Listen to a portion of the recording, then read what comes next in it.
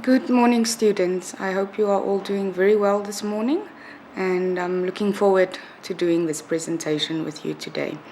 I'll be doing the presentation in the B.Ed Honours Degree in Education for Life Skills 3, Year 1, Semester 1. All right, so we will be looking at the assignment for next year. And first, let's just look at the outline of your study guides or study manuals. You will see that there are 8 units.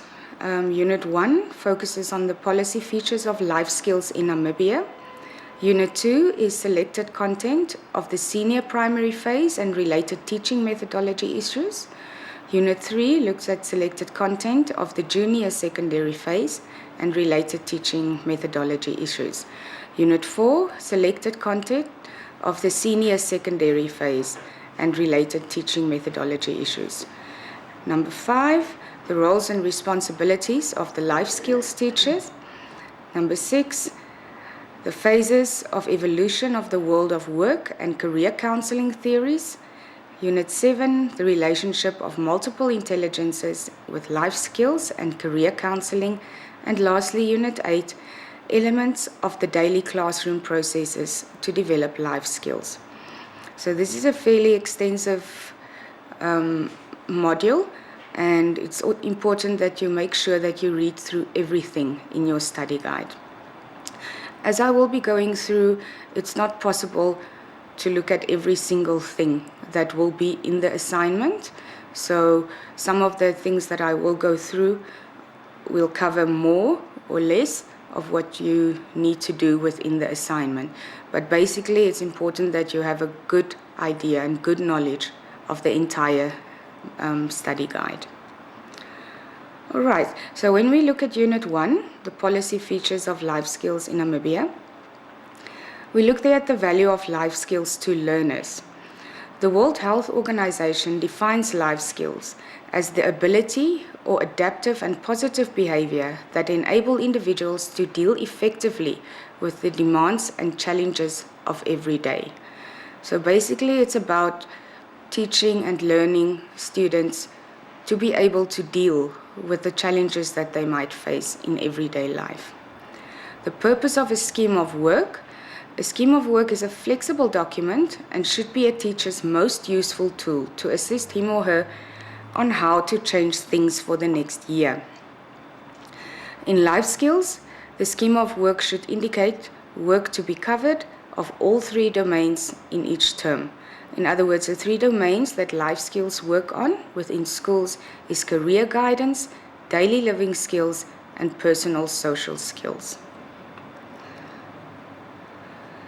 The goal of holistic education approach is that it's there to help learners learn how to live a meaningful life, to nourish the inherent possibilities of children, and the school therefore needs to cater for the whole development of all learners. So the inherent possibilities is those things that the learners already have, their own skills, their own talents, which the teachers will nourish. They will feed them to make them stronger. Learning needs to strengthen the relationship to the self, the family, community, and the cosmos. Learners are unique individuals, and education needs to strengthen their creativeness, their abilities, and provide in their intellectual needs. So as you can see, life skills cover everything from life. It's not like other subjects that just focus on one specific thing. What's also important to remember in life skills and life skills teaching is that you work with unique individuals. So each learner in your class will be different than the one sitting next to them. And that is one of the main things that you need to keep in mind every day when you teach. It further continues to say that learning needs to be experiential. In other words, through experience and through trying out new things, the learners will learn better. Learners need to actively explore new concepts, Learners need to feel free to give their opinions and explain why they differ in opinion. And the life skills class is a class where this should be allowed more than in other classes, for learners to speak up, to talk about how they feel, how they think, and how they do. They need to take part in the decisions to be taken, and education should be based on democratic values and empower learners to participate in a meaningful way. All right, we're going to move on to Unit 2, which is selected content of the senior primary phase and related teaching methodology issues. So here we will be looking at the learning styles that learners have. So some learners are visual learners, while others are auditory or kinesthetic learners. So when we talk about visual learners, they predominantly use their eyes when they learn. They prefer to watch what the teacher is doing, and when they study, they many times use color pens and pencils and drawings to remember. They are usually very creative. You might find learners who sit in class and we call it doodling. So they make little drawings while you are giving your class, and that simply means that's the way that they are taking in the information that you are giving them. So sometimes teachers will think the learner is not listening. However, that is the way that they learn. So they should be allowed to do that in class. Auditory learners has to do with the hearing. In other words, they hear better or they learn better when they listen to the teacher. But they often need to hear it more than once. They need to say or read out loud while they study. Kinesthetic learners are those who need to move and to feel things. That's the way they take the information in. Many times they cannot sit still, they like to move around a lot. They prefer to do things rather than to listen to someone else. Some often put their information to a beat to remember it better. What's important about the learning styles is that not all learners, or probably most learners, will not be exclusively one of these learning styles. They may use they might be predominantly visual learners, but they also learn through auditory and kinesthetic styles. So there can be a combination of these three, where one might be more strong than the other one.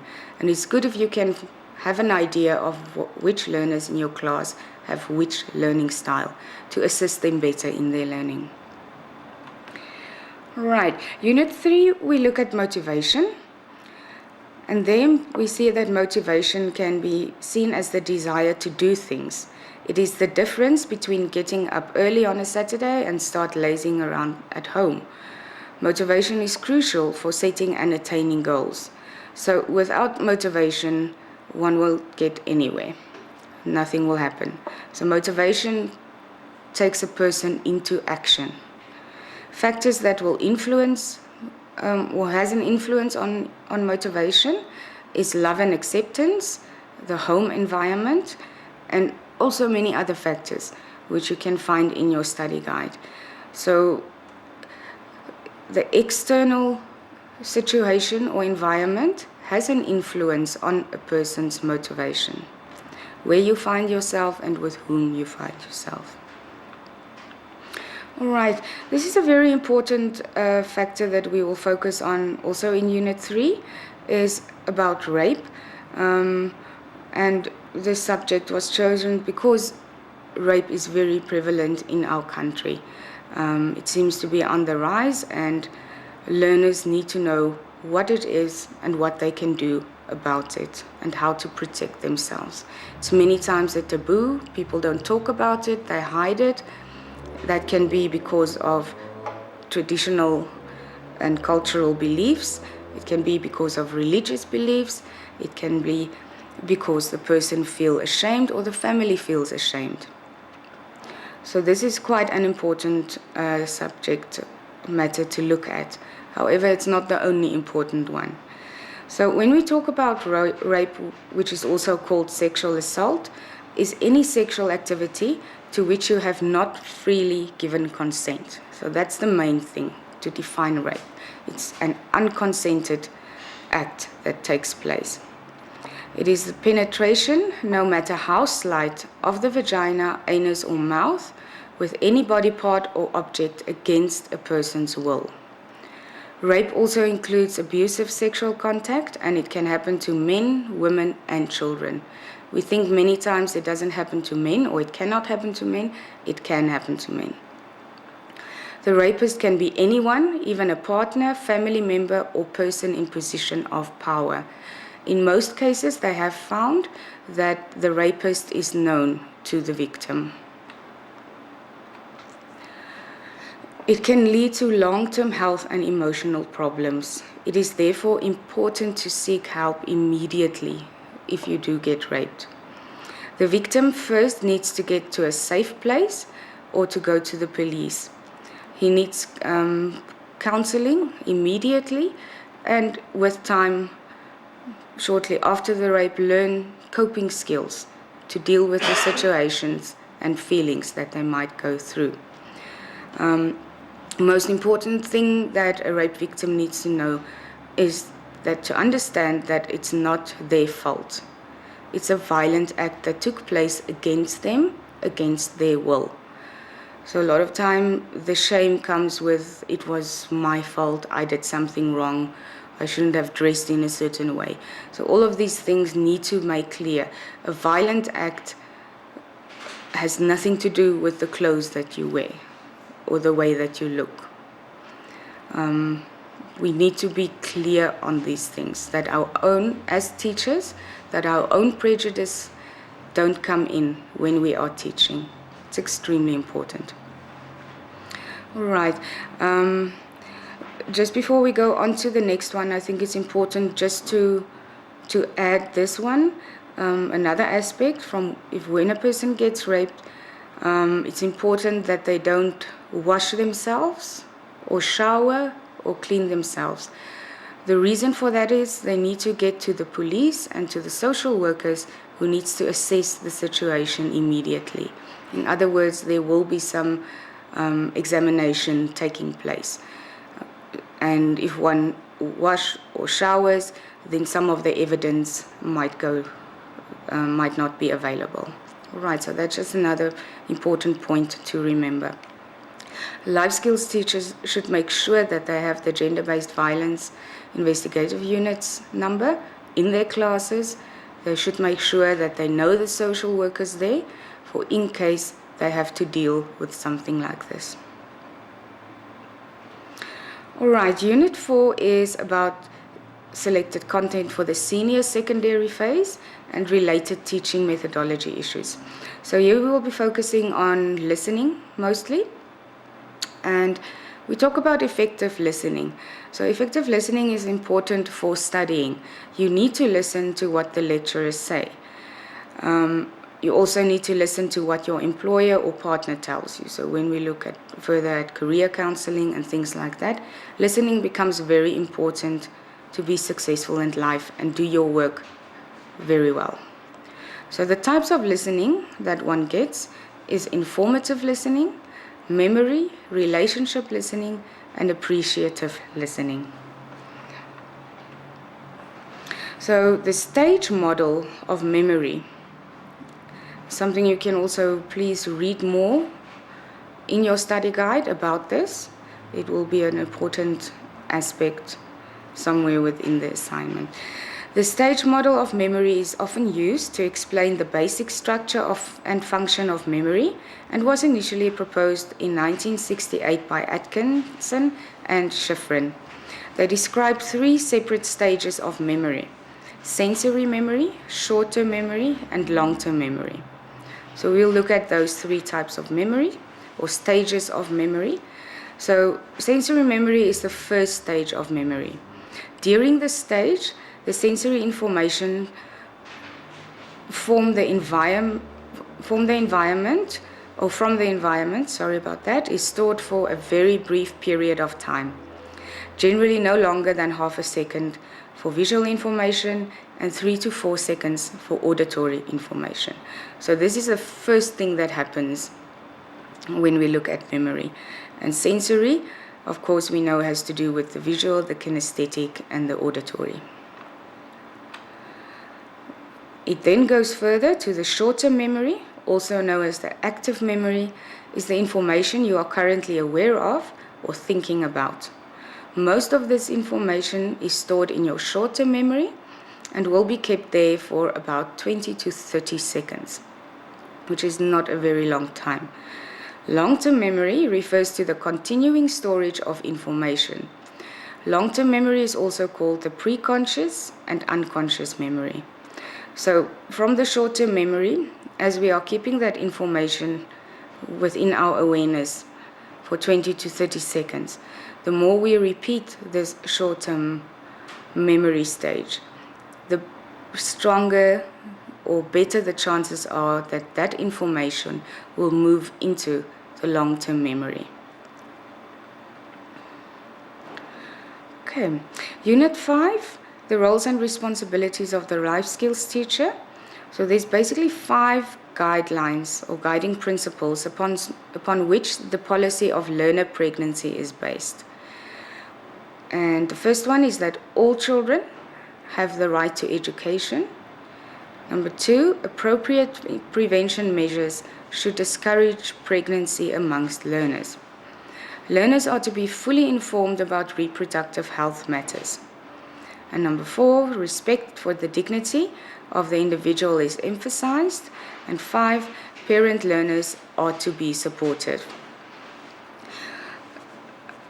I think it's easy to learn these things from the study guide. It's easy to agree with it when you read it. However, many teachers, and not only life skill teachers, and learners as well, struggle when one of their classmates or one of their learners falls pregnant. The life skill teacher plays an important part, probably a most important part, when something like this happens at school. And these learners, the support that they need, will mostly come from the life skills teacher. It's also the life skills teacher's job to sensitize the other learners, to give them some skills to assist and help and support the person who fell pregnant, and try not to be judgmental. Okay, we know this is also a very serious issue in our country, and one of the things that one is not sure of is if the teachers, especially life skills teachers, give the right information through to the learners. Life skills teachers are overwhelmed with all the work that they need to do. They have their curriculum, their syllabus that they need to work through, and sometimes it can become too much. So it will be important to make sure that the life skill teacher prioritize very well in terms of what they will do during the year, what they feel is the most important things that they need to do with the learners. In Unit 6, the phases of evolution of the world of work and career counseling theories. So here we look a bit at the attitudes and the workplace. Example of good employee behavior, should you have to explain this to your learners when you do career counseling, will include good employees respect and value their fellow employees. They should have a positive can-do attitude, should be courteous and friendly, take responsibility, and have good attendance and punctuality. That last one is probably the most difficult one that we see here in Namibia, is punctuality, as people seem to have their own time most of the time. And that's something that really needs to be worked on. And then also taking responsibility flows into every area of work. Unit 7, we will look at basic principles relating to the multiple intelligence theory. And some of your other subjects, you may have come across the multiple intelligence theory as well. So this should not be a new thing for you. Learners process a set of intelligences, not just one type and level of intelligence. So intelligence is a mixture of several abilities that are all of great value in life, but nobody's good at all of them. In life, we need people who collectively are good at different things. So intelligences vary in their development both among and within individuals. Each one of us has a unique and different mix of intelligence types, and commonly the learners with the least conventional intelligence, as measured using old-fashioned narrow criteria, actually possess enormous talent. So in the olden days, I don't know if they still do it, they probably do, there was one type of IQ test that would be done with learners that mostly just focused on your academic work and general knowledge and more school type of things. This created a lot of problems because some learners was seen as not being able to learn very well in school. But I also think as the learner-centered way of teaching came in, this also changed, where the focus is on the learner and the focus is on holistic learning, which means, again here, the senses come in. How does a learner learn? They might have a better intelligence when they learn, or a higher intelligence in music, in art. So that's where the multiple intelligences come in. You can look in your study guide where you will also find these multiple intelligences. So developing a learner's strengths will increase their response to learning and the learning experience, which helps them to develop their weaknesses as well as their strengths. Intelligences are emotionally neutral. No type of intelligence in itself is an expression of happiness or sadness, nor an expression of feeling good or bad. No type of intelligence is intrinsically right or wrong. In other words, intelligences are amoral, that is, neither moral or immoral, irrespective of a learner's blend of intelligences. And this is where the uniqueness of the learner comes in. So we will continue with Unit 8, the last unit, on the elements of daily classroom processes to develop life skills. And here we will be focusing or looking a bit more on supporting learners with learning disabilities or difficulties.